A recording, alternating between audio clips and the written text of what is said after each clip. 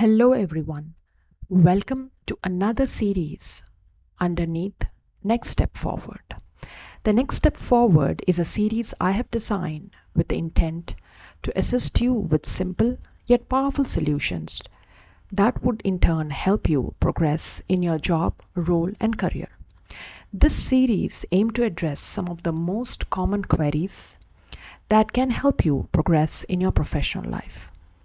In our today's session, I would like to talk about mental illnesses and a scenario wherein one had to take a break from the job or their career trajectory or their career journey on account of a mental illness. Friends, if you have observed, our life and the world in itself has undergone a sea change after the pandemic. The pandemic not only brought many new changes in this new world, one of which has been a rising trend in the mental illnesses that we get to see today. It's not just the awareness, but also a complete new normal that we had encountered but never thought of at least 3 years ago. So, if a situation presents where a person had to take a break from their job on account of a mental illness that has been diagnosed, what should be the person's decision or the right approach in that given case? Obviously, your mental health or your physical health is more important than any job, role, or career. Now, if in case there is a dilemma of taking a break and then worrying about whether or not after the gap of, let's say, 3 years or 5 years, will you ever be able to find yourself into the career world again? I would like to address that issue today in this brief session with you. To begin with, friends, the first thing that I would like to share with you as a coach and having helped hundreds and hundreds of such people in our day-to-day basis through coaching, that one of the best approaches when we are facing a dilemma is specific to do with our mental health and the job is to focus on yourself first. It's been highly observed that our self is the last thing that we focus on, and that includes our mental health and our physical health. Do not worry about how this gap will be perceived, because as I mentioned earlier, we are now part of a new world and you are not alone in it. Mental illness and cases related to it are quite common. Also, mental illness is not a stigma. It does not really put you or anyone for that matter under a category where if someone has been diagnosed with it, that makes a person not eligible to get rehired or being given a job or an opportunity. So if in case one has taken a break from their career or their job role for being focused on their work, on their mental health, then that must have been the best decision that they had taken.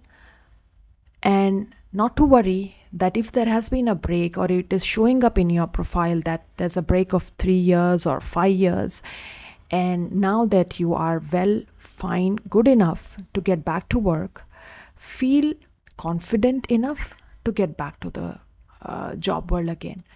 Do not let your thoughts or your approach anyway limits you just because these 3 years you had focused on yourself, on your mental health and your well-being. Now, you may question that the organizations or people who are hiring may not really give you precedence over others who've had no such gaps. So I would like to tell you, friends, that time and the way we've been working has changed. The awareness about mental health is almost, it grips the entire world. So do not think that your gap is anyway would limit your potential. If you have stepped yourself for your own well-being, it's one of the finest decisions you have taken. So don't ever think that it is something that you should either hide or be worried about.